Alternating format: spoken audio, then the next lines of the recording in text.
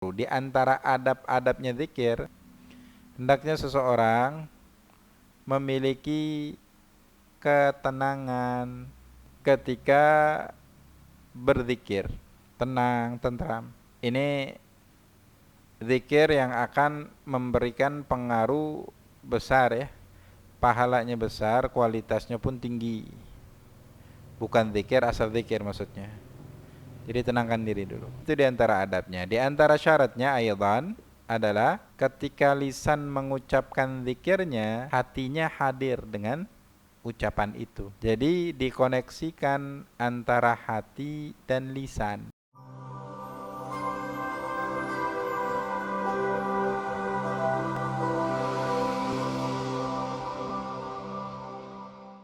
Ketahui ya, sesungguhnya jiwa yang berada di dalam dirimu itu harus disibukkan, harus ada sesuatu yang menyibukkan dirinya.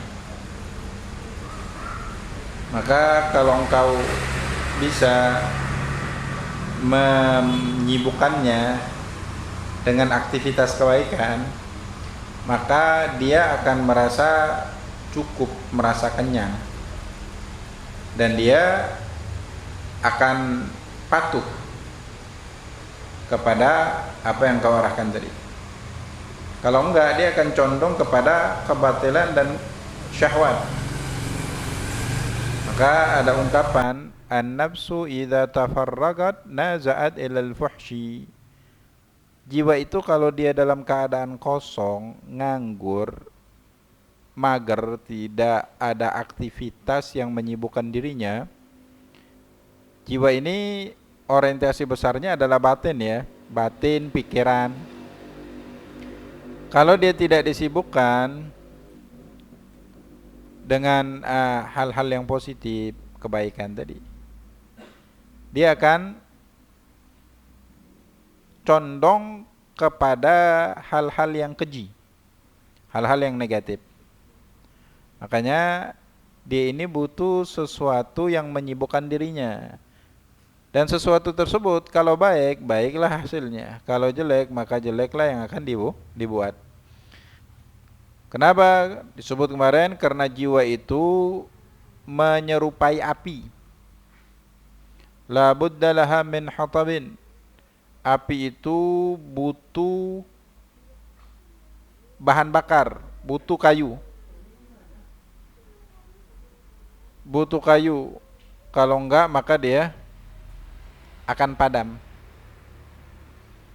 Famata qadar al-insan ala tasyisiha wa tadribiha ala al-khair wa illa syaradat alaih.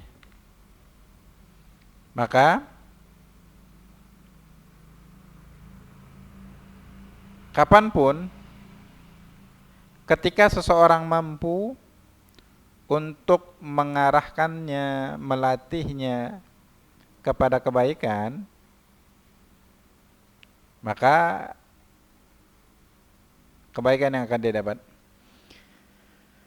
Kalau enggak, dia akan lari.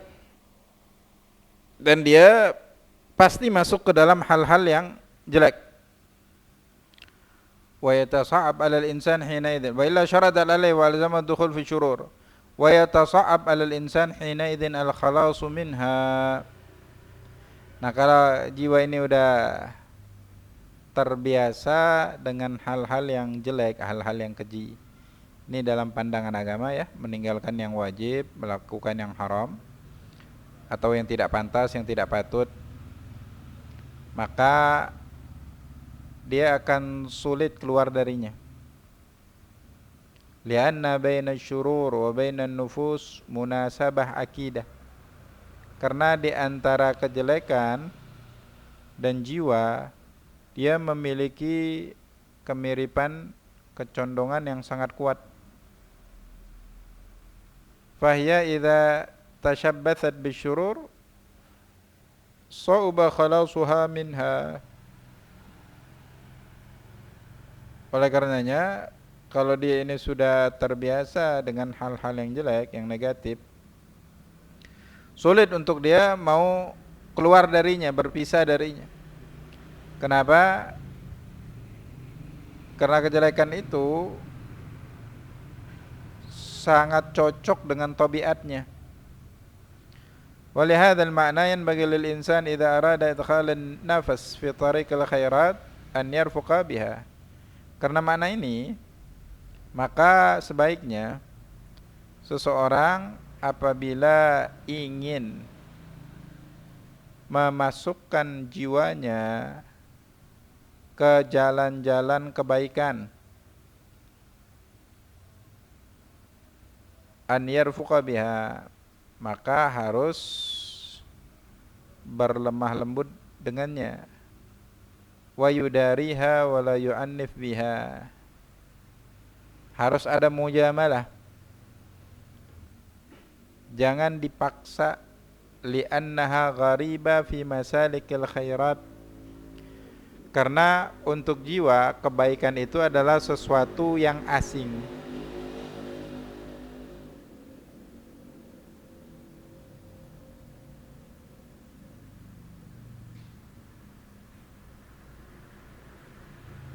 Jalan kebaikan itu asing untuk dirinya. Walaysat min jibillatiha, bukan dari tabiatnya. Maka kalau kita tidak pintar untuk merayunya, untuk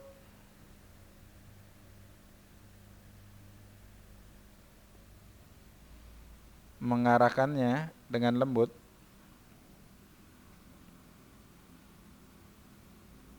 nafarat minhu, yang terjadi dia malahan kabur ya. Wa syaradan alaih, maka jalan satu-satunya adalah tidak menyempitkan untuk jiwa ini secara menyeluruh. Bal yusamiha ahyanan fi naili syai'in minar rahat al-mubahat. Jadi jangan dipaksa terus untuk fokus ibadah khusyuk, padahal dia baru mau belajar. Ya, bayi kalau belajar itu ngerangkak dulu, jangan suruh dia lari dan macam-macam. Bukan baik malah trouble ya. Sesuatu yang dipaksakan ya bagus. Kemarin itu ada pembahasan wasatiyah wal i'tidal, bersifat moderat ya. Jiwa ini begini cara melatihnya.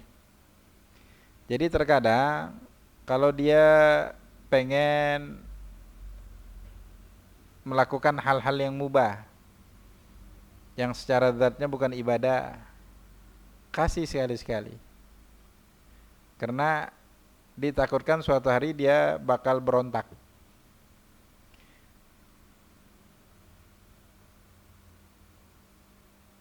Ibadah yang sudah dia tekunin takutnya berubah menjadi suatu kejenuhan. Kaum salihin, ibadah bagi mereka adalah bukan lagi suatu kebutuhan makan dan minum seperti nafas yang tidak boleh dalam beberapa menit tidak mendapatkannya, bisa mati. Itu mereka sudah berada di dimensi yang berbeda. Kalau ini jiwa-jiwa yang baru mau bangkit daripada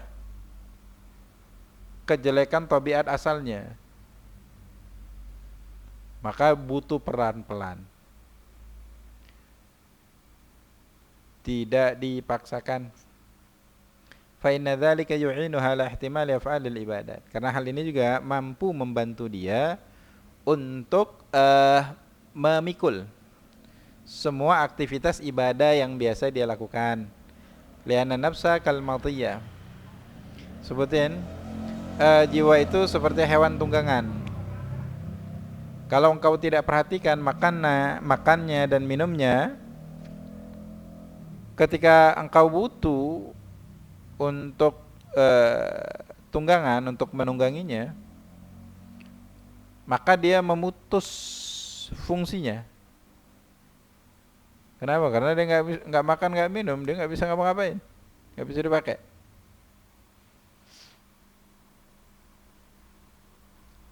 Baik, nah gitu juga jiwa. Dalam proses ibadahnya, nggak apa-apa mau melakukan hobi-hobi yang mubah, kasih. Jangan terus ini bukan ibadah, ini nggak bagus, nggak. Ada masa jenuhnya mereka yang belum terbiasa. Wa aslu hadza kulli min qaulin nabi. Ini juga dasarnya adalah ucapannya Nabi sendiri dalam hadis, inna hadzal dina matinun. Agama ini kokoh. Fa'awghilu fihi birrifqi. Maka masuklah ke dalamnya dengan lemah lembut. Jangan sampai menjadi beban. Orang yang enggak pernah sholat tahajud, dengar keutamaan sholat tahajud yang luar biasa manfaatnya. Kalau mau mulai tahajud, 10 menit sebelum subuh bangun. Jangan 2 jam sebelum sholat subuh. Momen pertama kali dia mau paksain supaya pahalanya besar. Tahu-tahu dia ngantuk dalam aktivitas kerjanya, nggak produktif, nggak efektif. Akhirnya dia pikir, nggak bagus ini tahajud, belum waktunya. Bukan belum waktunya, waktunya kapanpun. Akan tetapi cara memulainya yang tidak sesuai dengan kemampuan dirinya. Dirinya belum bisa menyesuaikan. Contohnya, sholat witir ada 11 rakaat. Mau dirutinin ya 3 rakaat aja dulu setiap malam. Sholat duha ada 8 rakaat. Mau dirutinin 2 rakaat aja dulu rutinin. Dan begitu seterusnya. Fahadha ya'arifuka ayyuhal akhus salik kaifa tasruk. Ini memberitahumu, mengajarkanmu wahai saudaraku yang saleh, yang salik, kaifa tasruk, bagaimana cara engkau berjalan di jalannya Allah. Fafham, pahamilah, wa'mal, habis itu amalkan, waffaqakallahu ta'ala. Semoga Allah Subhanahu wa taala memberikan engkau taufik. Fasl. I'lam ayyuhal akh.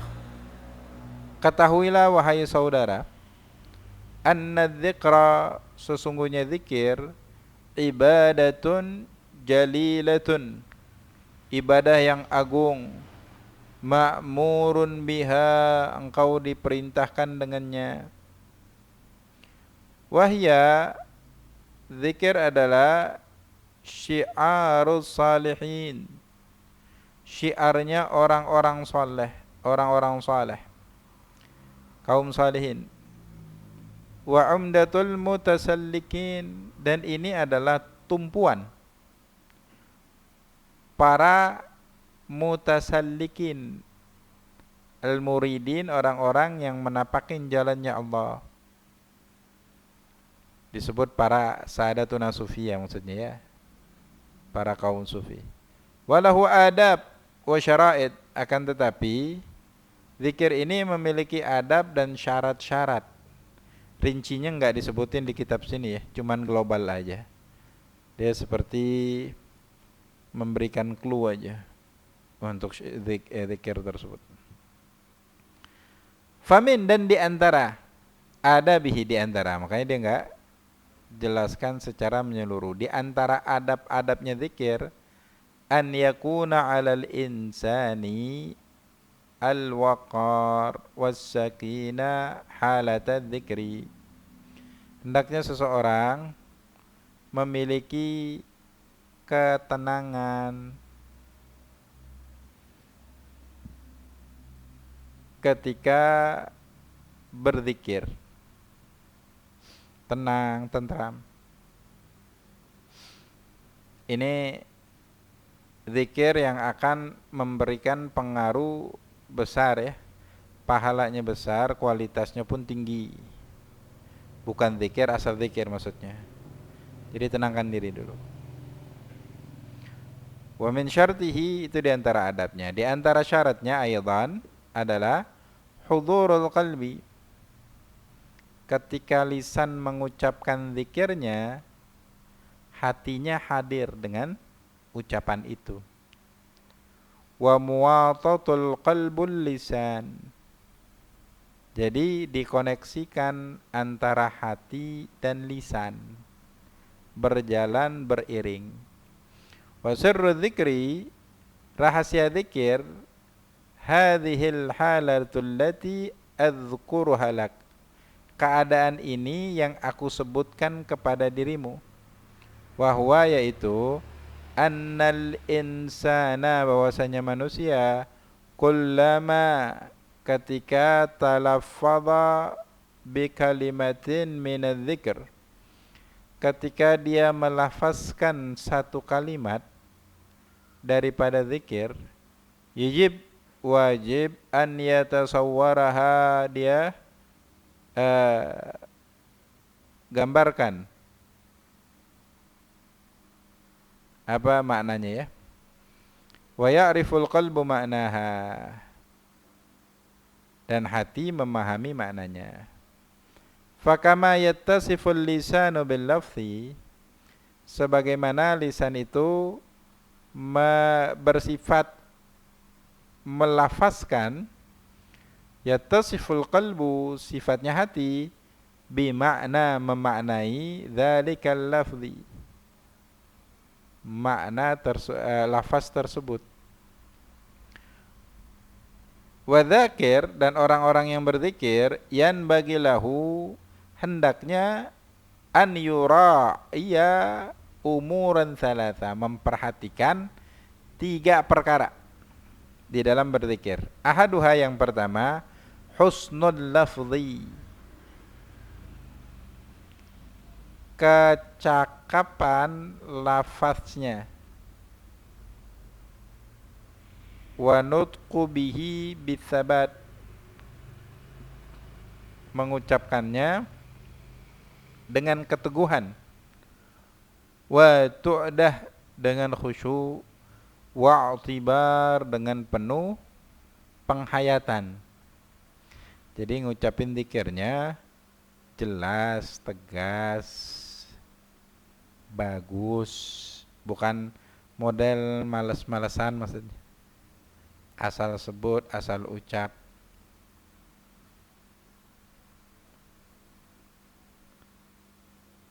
Ini ya, supaya menghasilkan zikir yang berkualitas, memberikan pengaruh yang lebih permanen, minimal lebih lama daripada pengaruh zikir yang tidak memperhatikan beberapa perkara yang bakal disebutkan itu. Wathani, yang kedua, an yatasawwaral qalbu ma'na dzalikal kalam, hendaknya hati menggambarkan makna ucapan tersebut, muwatatan bainal qalbi wal lisan, sebagai wujud atau bentuk perwujudan daripada terkoneksinya antara hati dan lisan. Al-ma'na tsalis, yang ketiga, wa huwal asal, dan ini sumbernya, ini yang utama ya. Antakuna, hendaknya, kulliyatu nazaril abdi halatadz dzikri ilal madhkur jallad azamatu, hendaknya pandangan seorang hamba secara menyeluruh ketika berzikir itu tertuju kepada al-madhkur, zikir lafaz yang diucapkan, az-zakir, orang yang berzikir, al-madhkur, zat yang dizikirkan, yang diingat, yaitu jallad azamatu, yang tinggi keagungannya, yaitu Allah Subhanahu wa taala. Wala takunu kulliyatu hammihi maqsuratan ala dzikri faqat, jangan sampai keseluruhan tujuannya tertuju hanya kepada lafaz zikirnya aja. Fayaghfulu anil madhkur, maka dia akan lalai dari al-madhkur, dari sesuatu yang diingat, yaitu sesuatu yang diingat, itu Allah Subhanahu wa taala. Jadi kalau dia cuman lafaznya yang dibayangkan di dalam hatinya, ya kalau dia nggak paham maknanya agak sulit. Ya, jadi harus ada pemahaman juga tentang lafaz zikir yang dia baca.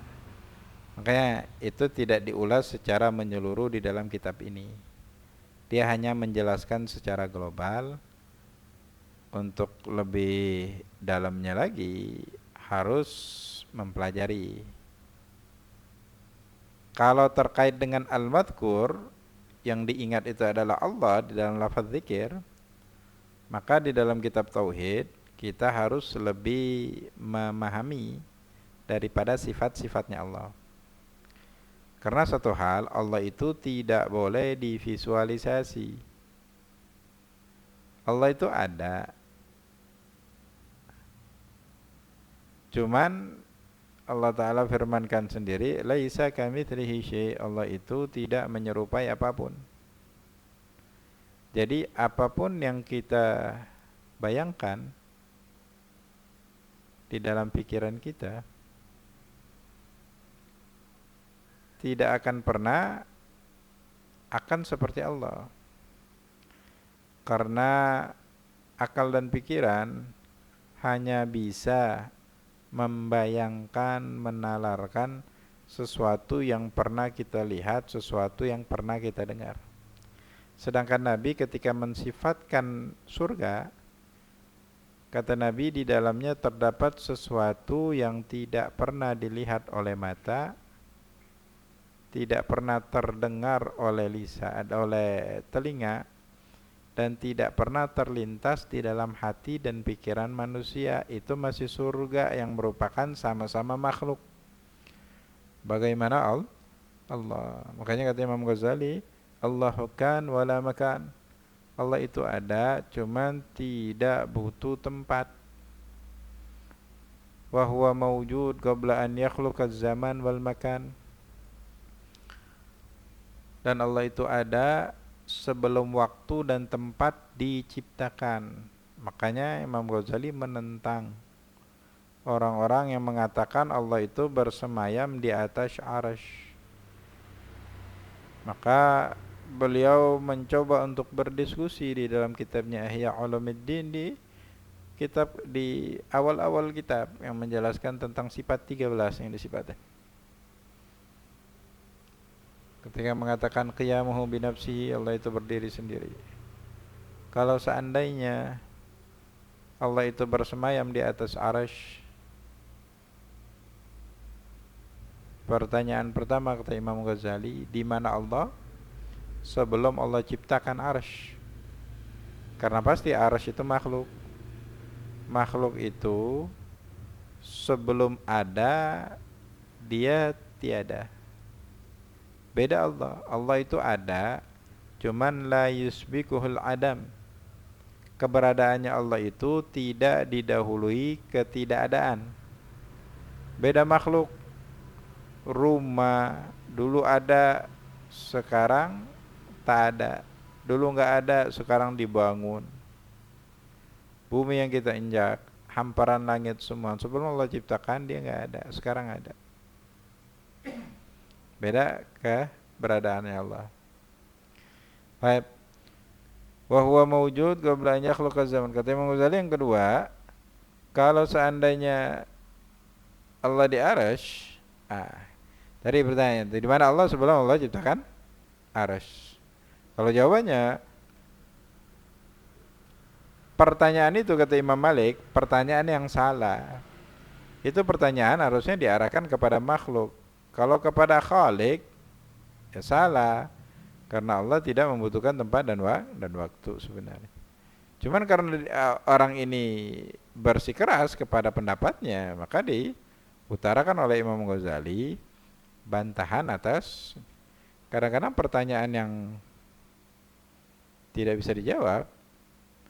Itu dengan kata lain adalah bentuk pembungkaman atas teori yang salah yang dikemukakan oleh lawan di dalam diskusi ya.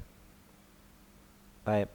Yang kedua kata Imam Ghazali, kalaupun Allah di arsy, kenapa arsy yang Allah pilih dari sekian makhluknya? Harus ada alasannya. Harus ada alasannya. Karena disebut af'alu sahib syariah tusanu anil abad. Ya. Semua perbuatan daripada sahib syariah pastinya tidak sia-sia, harus ada hikmah terkandung di dalamnya. Baik. Nah, di sini arti kita memaknai kalimat zikir. Zikir itu sifat untuk Allah semua. Yang kita bayangkan adalah sifatnya Allah, bukan zatnya. Kalau zatnya dilarang. Makanya dalam hadis tafakkaru fi makhluqatillah wa la tafakkaru fi dzatillah. Berfikirlah kalian kepada makhluk-makhluk ciptaan Allah. Jangan kalian berfikir di dalam zatnya Allah, karena enggak akan mampu otak kita untuk memikirkan bagaimana zatnya Allah. Maka disebut, jangan sampai keseluruhan perhatianmu itu hanya terbatas kepada lafaz yang engkau ucapkan, atau irama zikir yang atau gerakan kepalamu yang seolah-olah larut di dalam irama dan di dalam lafaz yang engkau baca. Akan tetapi yang diminta adalah makna. Cuman pemaknaan itu juga diminta sabqul ilmi qablahu. Sebelumnya kita harus memiliki pemahaman tentang lafaz zikir yang diucapkan. Jadi apa? Kalimat ini mengajak kita untuk belajar lagi, untuk lebih memahami setiap alfaz zikir yang diucapkan. Cuman dikasih makna global seperti ini. Misal contoh. Misal dzalika, contoh daripada hal tersebut, annal abda, sesungguhnya seorang hamba, idza qala, apabila dia mengucapkan subhanallah, fayanbaghi, maka hendaknya an yatalaffadha bihadhil kalimatil azizati, hendaknya dia melafazkan kalimat yang agung ini bitsabat, dengan kemantapan, wa yaqin, dengan keyakinan, min ghairi ujlah, tanpa terburu-buru. Ini yang indah tadi, yang bagus cara mengucapkannya ya, tidak terburu-buru. Kemudian wa an yash'ural qalbu bima'naha, hati hendaknya dia itu menghadirkan maknanya, merasakan maknanya. Wa huwa at-tanzihu lillahi ta'ala. Subhanallah itu artinya maha suci Allah. Berarti mensucikan Allah dari apa? Daripada semua sifat yang jelek. Kan kalau kita belajar tauhid itu, sifat Allah itu ada sifat wajib, ada sifat mustahil, ada sifat jaiz. Sifat wajib ini wajib adanya di dalam zatnya Allah. Mustahil itu wajib tidak adanya di dalam zatnya Allah. Mustahil keberadaannya. Sifat alim kebalikannya jahil, bodoh. Sifat wujud kebalikannya adam, tidak ada. Wujud ada, adam tidak ada. Sami, maha mendengar, berarti tuli. Kebalikannya basir, kebalikannya adalah buta. Qadirun, Allah itu maha mampu. Kebalikannya tidak mampu. Dan yang lain sebagainya ya. Semua sifat-sifat yang jelek itu mustahil ada di dalam zatnya Allah. Subhanallah. Zalim adalah perilaku yang jelek. Allah tidak akan pernah berbuat zalim. Subhanallah. Jadi kalau ada su'udzon dalam berbagai macam peristiwa kehidupan yang menimpa kita, ketika kita ditipu, kena penyakit, kena ini, kena itu, berbagai macam musibah yang datang, sifat su'udzon itu bisa kita kesampingkan dengan menghadirkan lafaz ini, subhanallah, maha suci Allah. Enggak mungkin Allah melakukan itu. Semua itu pasti ada hikmahnya. Allah enggak pernah menzalimin hambanya dan itu. Kalau seorang terkadang muncul sifat-sifat suudzon di dalam dirinya. Tsumma liyakun. Kemudian hendaknya jullu nadharihi muta'alliqan bimadhkur.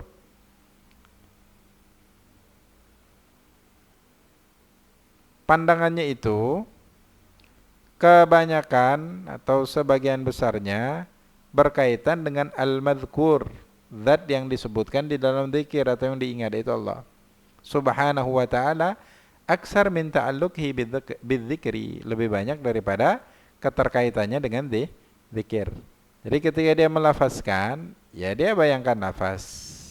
Cuman persentase terbesarnya adalah di maknanya, bukan di lafaz. Fa'ala ahwali dzikir, maka puncak tertinggi dari kepada keadaan orang yang berzikir, antastaghriqa dzakir haibatul madhkur ta'ala. Seseorang yang berzikir ini larut atau tenggelam di dalam kewibawaan al-madhkur, haibanya Allah Subhanahu wa ta'ala.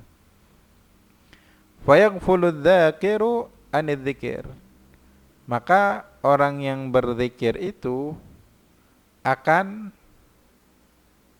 yaghful, akan lalai daripada zikir. Fayaghfulu dzakir an wujudi nafsi, maka orang yang berzikir itu akan lalai dari keberadaan dirinya. Jadi dia lupa wujudnya. Ini yang disebut di dalam ilmu tasawuf itu, dia merasa yang ada di dunia ini hanya Allah gitu. Sampai sifat fana'u nafsi, ngerasa dirinya itu tidak ada.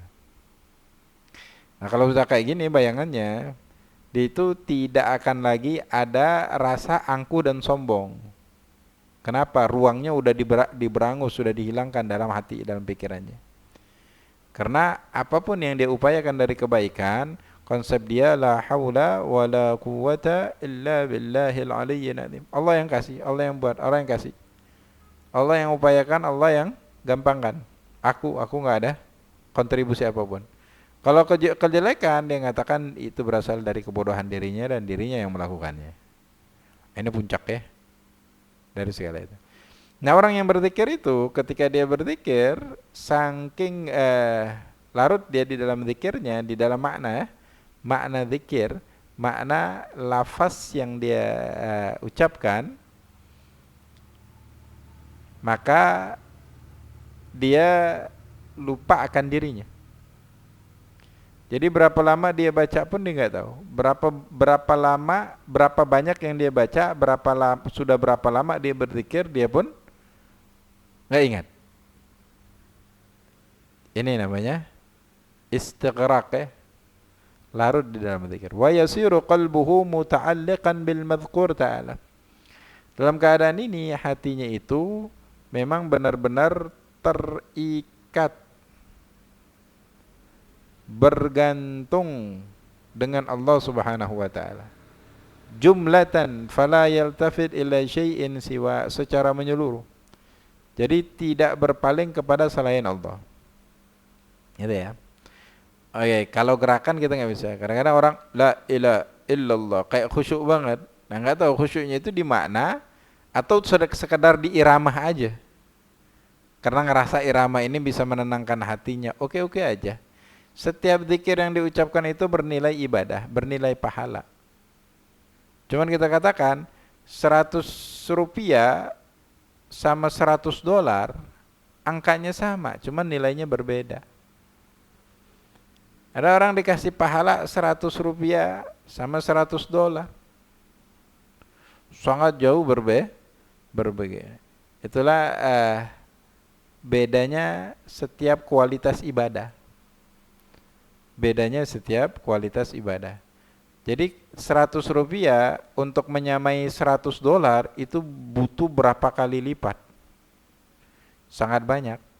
Nah, terkadang para al-arif billah, ibadahnya yang hitungan menit itu enggak terkejar dengan ibadah yang hitungnya tahunan. Dari orang-orang yang jahil. orang-orang yang pemahamannya lah lemah. Karena dalam Quran, hal yastawil ladzina ya'lamuna wal ladzina la ya'lamun. Apakah sama orang yang tahu sama orang yang tidak tahu? La yastawun. Tidak akan pernah sama. Hadza huwa sirru dzikri. Ini adalah rahasia daripada zikir. Fafhamhu, maka pahamilah. Wa'mal bihi, beramallah dengannya. Tusib bi'aunillahi ta'ala wa masyiatihi. Mudah-mudahan kalian akan mendapatkan kebenaran bi'aunillah,